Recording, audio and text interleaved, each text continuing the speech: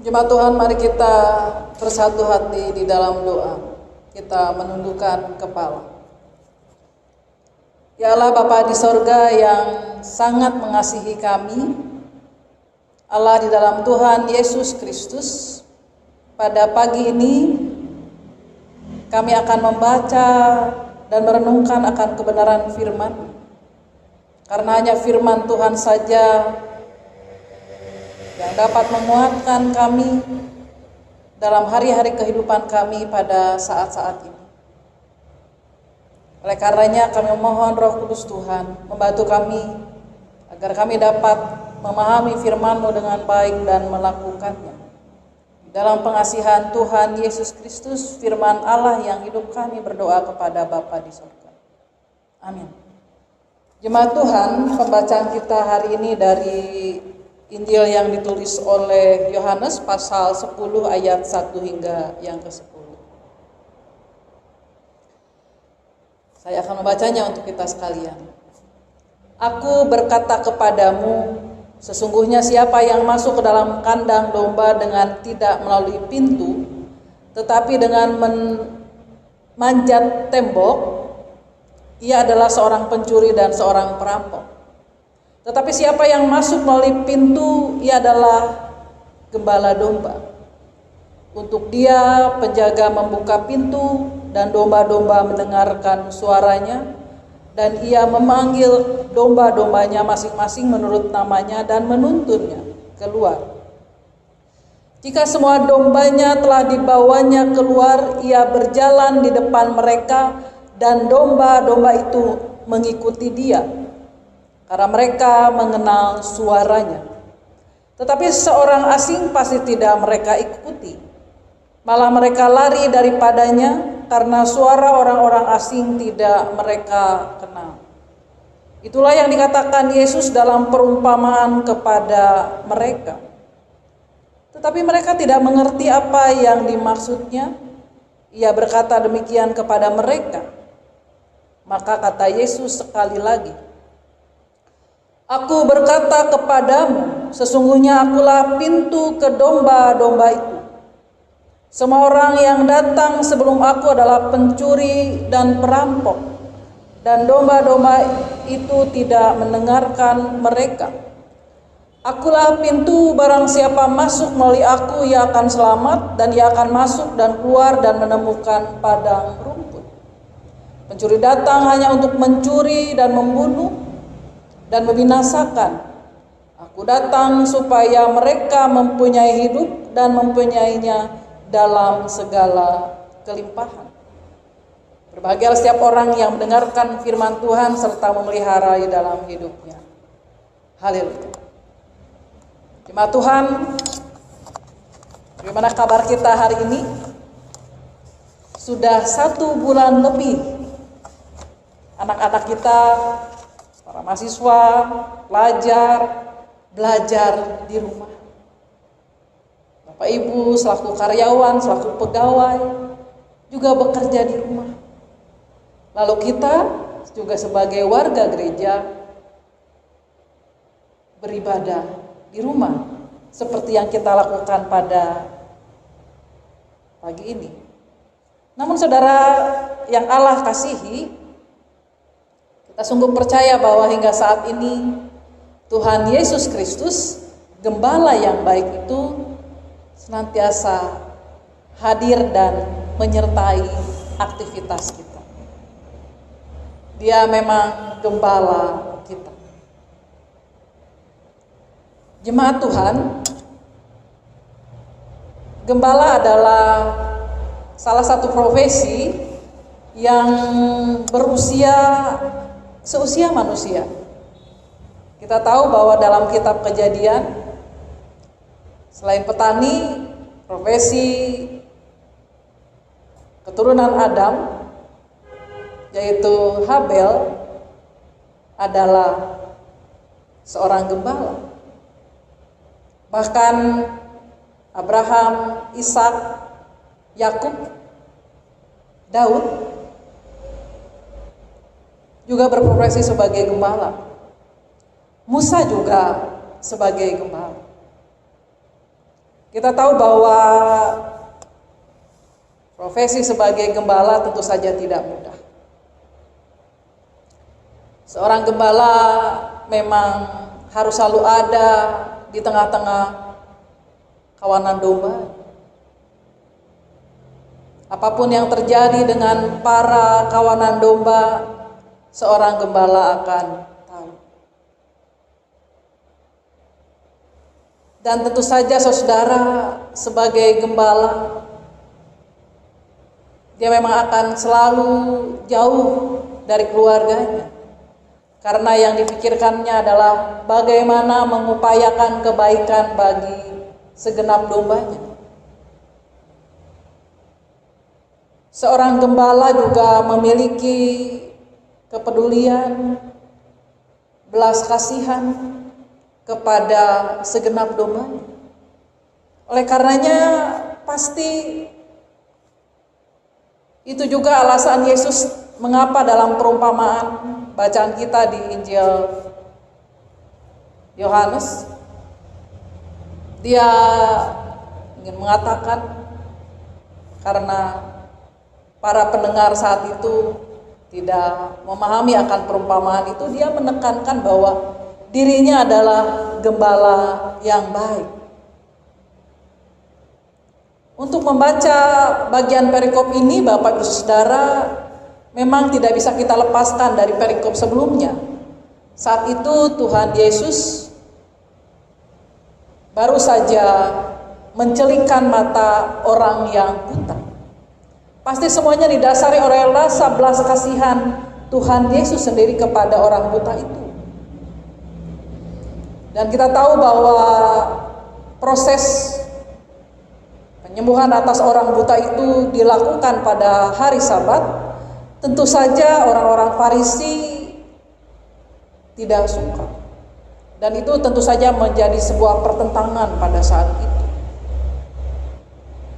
Terlebih lagi memang sikap dari orang-orang Farisi, ahli Taurat, memang ingin berupaya mencari celah kesalahan Yesus. Oleh karenanya apapun yang Yesus lakukan, mereka terus berupaya mengorek-ngorek. Bahkan saat itu yang dilakukan oleh mereka juga mempertanyakan atas proses kesembuhan yang dilakukan oleh Yesus kepada orang buta itu.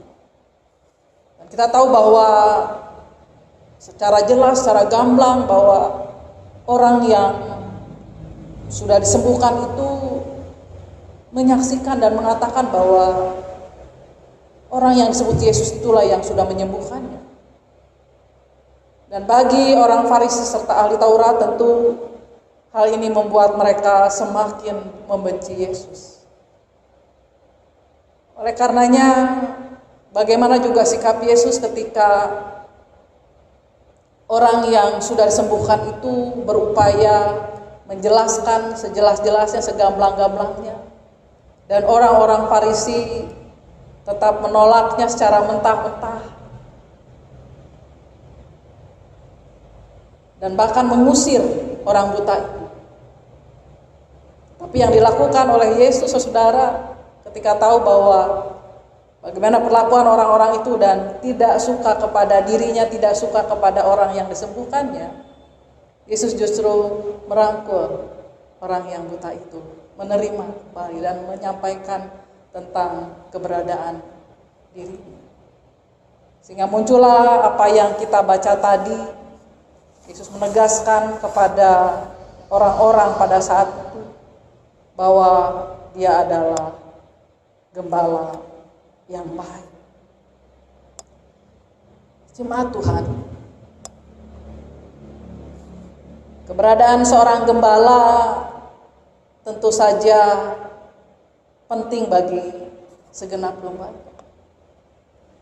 Bahkan bagi kita yang hidup saat ini, di tengah-tengah kondisi yang pasti masih menyulitkan bagi kita, masih membuat kita tidak merasa nyaman karena pandemi COVID-19 itu. Dan itu adalah ancaman bagi kehidupan kita sebagai domba-domba Tuhan. Namun saudaraku, secara iman kita juga percaya bahwa hingga saat ini kita tidak pernah ditinggalkan sekalipun oleh Tuhan Yesus Kristus. Sebagai gembala yang baik, Dia benar-benar hadir. Bahkan sebagai gembala yang baik, Tuhan Yesus juga mengenal kita para domba, mengenal kita kawanan dombanya. Dia tahu apa yang kita rasakan saat-saat ini. Dia juga mengerti apa yang kita alami saat-saat ini. Dan kita juga sungguh mengimani ketika kita masih ada sebagaimana adanya kita. Karena kita percaya bahwa Tuhan Yesus, gembala yang baik itu, benar-benar menyertai kita. Ya, selama kita memang mau terus-menerus mendengarkan suaranya, karena kita memang juga sungguh mengenal suara Yesus, gembala yang baik itu. Dan kita tahu sebagai gembala, Dia memang akan terus beserta dengan kita di tengah-tengah ancaman dan bahaya yang memang mengintai kita. Bahaya yang mengintai kita saat ini tentu tidak lain dan tidak bukan serangan pandemi COVID-19 itu. Namun saudaraku, kita juga bisa terus mengimani bahwa hingga saat ini Tuhan Yesus tidak pernah sebentar pun meninggalkan kita. Sebagai gembala, saudara, bahwa Tuhan Yesus ingin mengungkapkan juga kepada kita bahwa sebagai gembala Dia tidak membiarkan kita. Sebagai gembala, tugas gembala memang akan terus menjaga kawanan dombanya. Dan kita adalah domba-domba Tuhan Yesus. Kita adalah kawanan gembalaan dari Tuhan Yesus sendiri sebagai gembala yang baik.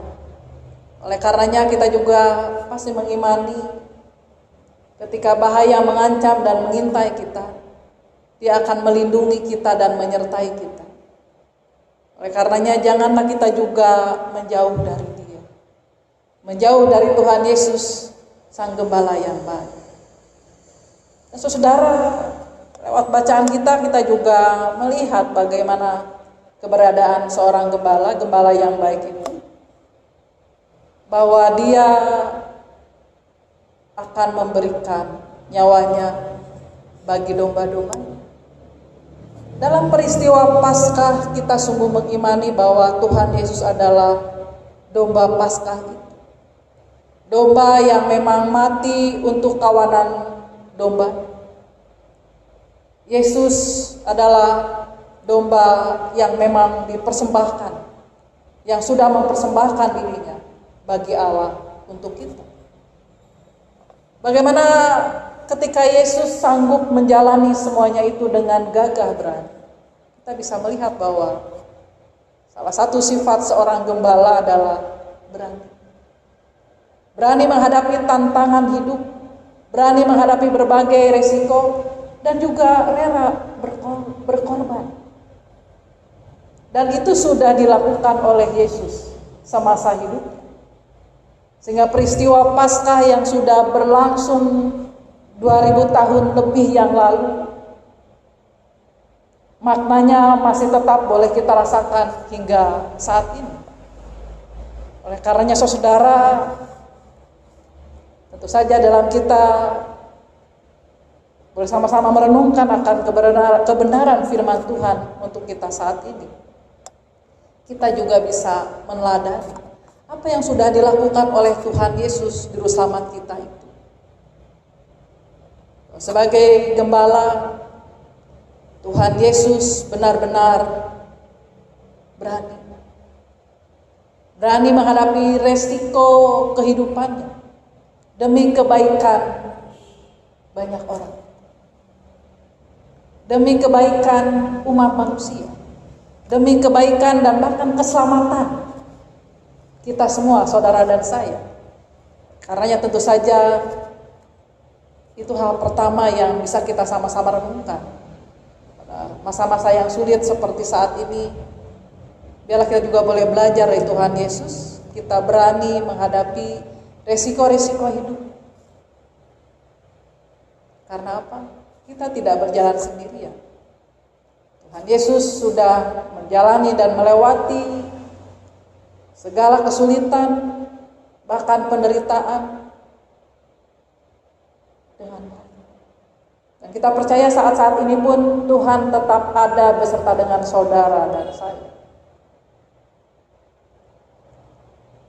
Pengajaran yang juga bisa kita dapatkan dari Yesus sebagai gembala yang baik, Dia juga memiliki belas kasihan yang luar biasa kepada orang yang buta itu, kepada kita, kepada semua orang. Karenanya pada saat-saat ini adalah baik bagi kita juga untuk terus mengembangkan rasa belas kasihan kepada orang lain, kepada sesama kita. Apapun bisa kita lakukan, mungkin kecil, mungkin sederhana, tapi berarti buat orang lain. Lalu yang ketiga, Tuhan Yesus rela berkorban. Karenanya biarlah semangat rela berkorban juga bisa kita tunjukkan, bisa kita nyatakan bagi sesama kita. Masih ada kesempatan bagi kita untuk mengupayakan semuanya itu saudara. Karena keteladanan Tuhan Yesus benar-benar sudah nyata, sudah dilakukan buat kita. Karenanya mari kita bersama-sama menjadi domba-domba yang meneladani sikap Kristus itu. Dan kita juga boleh bersama-sama saling menggembalakan sesama kita. Saling menggembalakan orang-orang di dekat kita. Mau menggembalakan, saling-saling menggembalakan satu dengan yang lain. Karena kita juga sudah mengalami penggembalaan Yesus yang luar biasa dalam hari-hari kehidupan kita. Jangan tolak ketika ada orang-orang yang membutuhkan pertolongan kita. Tapi berbelas kasihan seperti Yesus, gembala yang baik. Oleh karena saudaraku yang terkasih, layak ketika Yesus disebut sebagai gembala yang agung. Karena memang Dia sudah menunjukkan berbagai keteladanan yang baik. Mari saudara, kita terus melanjutkan hari-hari kehidupan kita dengan terus meneladani sikap dan perilaku Tuhan Yesus, gembala yang baik itu, gembala yang agung. Tuhan memberkati kita. Amin.